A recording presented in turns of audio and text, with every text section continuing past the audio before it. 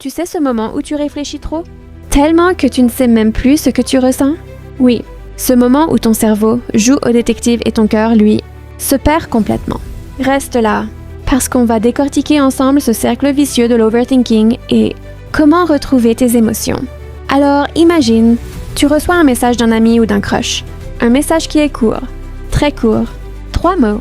Et toi, tu passes 30 minutes à te demander pourquoi il a mis ce mot-là. Est-ce qu'il est énervé? Est-ce qu'il est triste? Est-ce que je lui ai fait quelque chose? Tu relis le message encore et encore.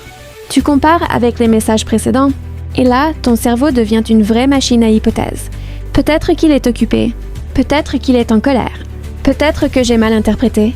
Et tout ça, pendant que ton cœur, lui, il a juste envie de savoir si cette personne va bien. Mais non, toi, t'es coincé entre analyse et émotion. Et là, le pire arrive. Tu commences à douter de tes propres sentiments.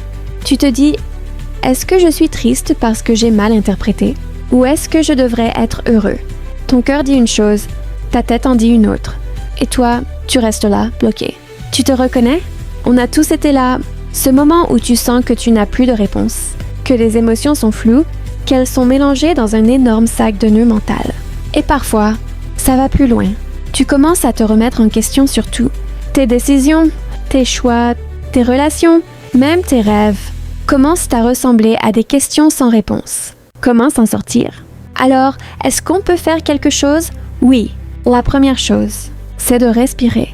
Vraiment, respirer, se poser et se dire « Stop, juste un moment, laisse ton cerveau respirer ». Deuxième chose, revenir à ce que tu ressens vraiment. Ferme les yeux et demande-toi « Qu'est-ce que je ressens là maintenant? Qu'est-ce que mon cœur veut vraiment me dire? Pas ce que les autres pensaient, pas ce que ton cerveau analyse. Toi, juste toi. Et troisièmement, accepte que tu ne peux pas tout contrôler. Tu ne peux pas deviner les pensées de tout le monde. Tu ne peux pas anticiper chaque situation, mais tu peux décider de ressentir ce que tu ressens, ici et maintenant. Alors voilà, analyser trop, ça arrive à tout le monde.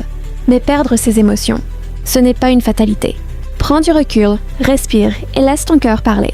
Parce que parfois, la meilleure décision, c'est juste de ressentir. Si tu t'es reconnu dans cette vidéo, mets un like, partage et abonne-toi. Parce qu'on va continuer à parler de ces petites contradictions qui font que la vie est drôle, compliquée, mais tellement humaine.